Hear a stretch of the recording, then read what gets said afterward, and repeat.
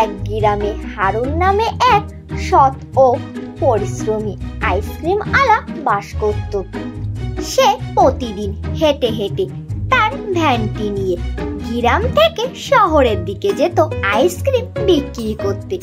তার আইসক্রিমগুলো ছিল ভেজাল মুক্ত এবং খুবই সুস্বাদু, যা একবার খেলে মুখে লেগে যায়, আবার খেতে ইচ্ছে করে। হারুন রাস্তা দিয়ে যেতে থাকে আর বলতে থাকে, আইসক্রিম নেবেন, আইসক্রিম নেবেন, খুবই সুস্বাদু আইসক্রিম, একবার খেলে আবার খেতে ইচ্ছে করবে, নিয়ে যান তাড়াতাড়ি, একবার চলে গেলে আর পাবেন না, আসুন আসুন নিয়ে যান আইসক্রিম, সুস্বাদু মজাদার আইসক্রিম।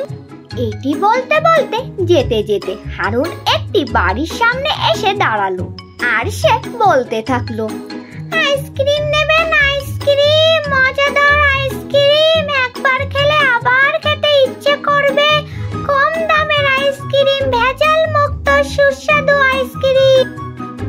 তার এই ডাক শুনে এক মহিলা তার একটি ছোট্ট বাচ্চা নিয়ে আসলো আর এসে আইসক্রিম আলাকে জিজ্ঞেস করলো, ও আইসক্রিম আলা, তোমার আইসক্রিম ভালো হবে তো, খেতে মিষ্টি হবে তো, কত তোমার আইসক্রিমের দাম?